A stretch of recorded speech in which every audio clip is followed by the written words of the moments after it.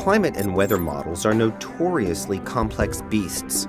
It takes a small army of scientists and computer programmers a year or more to build a model. Then they need a supercomputer fast enough to run it. Like those models, the machines themselves can be unfriendly. They're hot, they're expensive, they're big. But when you're trying to model major parts of the planet's climate, you'll put up with a prima donna to get punctilious power. But always in the back of your mind, a question. What if climate research had some more accessible tools?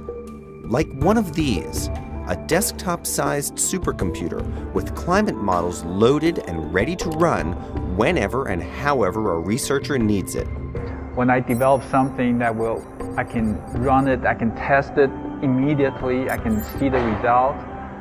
So it increases the productivity tremendously.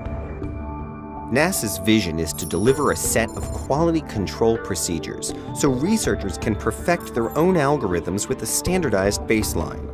The plan would essentially declare a minimum standard for climate and weather research, facilitating a rapid process of sharing and evolutionary development of new ideas, and a rapid transition from research to operation. Where big iron costs millions, these hot rods cost many orders of magnitude less.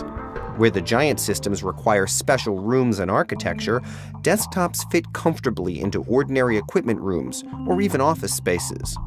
But perhaps most compelling is how these machines deliver turnkey systems, able to ingest data and start crunching shortly after installation. They democratize climate research, analogous to how ordinary personal computers democratized day-to-day computing tasks not long ago. In other words, easy. The reason we put in a common software framework is exactly for the different disciplines to come in and use the same interface to be able to exchange data, exchange model, exchange workflow. So this is a box that for everybody. NASA is one of the world leaders in climate model development. The space agency's new GEOS 5 model already produces highly detailed, tightly calibrated output. By facilitating heavyweight climate research on modest budgets, NASA hopes to open the door for wide groups of scientists to pursue dramatic climate research that might otherwise have been inaccessible.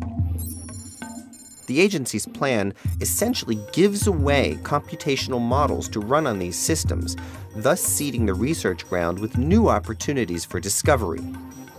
This capability that's provided by such a system allows us to run models at a reasonable resolution for development.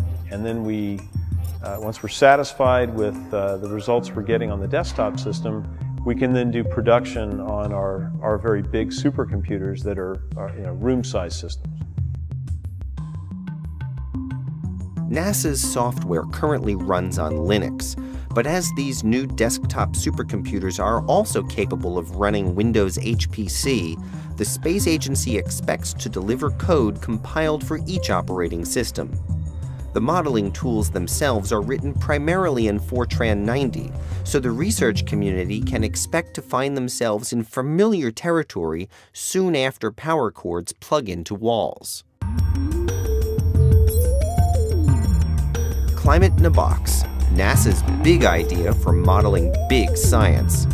You too might have access to the whole planet, right on your desk.